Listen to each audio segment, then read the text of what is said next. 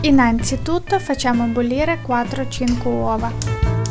Mettiamo la carne in una ciotola. Aggiungiamo le spezie.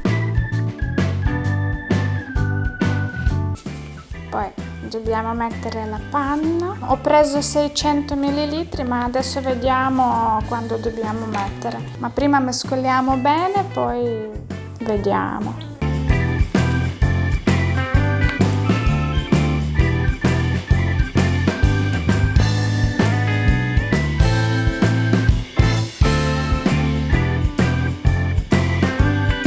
Mettiamo la carta.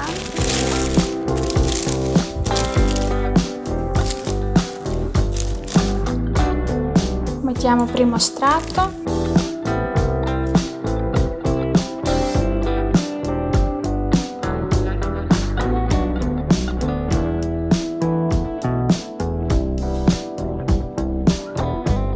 Prendiamo uova e mettiamo 4-5 quanto ci sta per fila.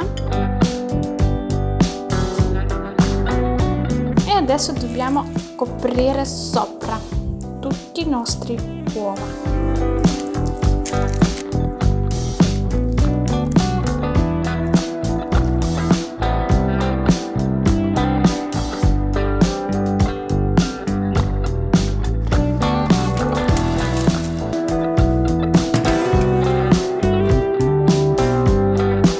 Ecco il nostro buonissimo rotolo di carne pronto.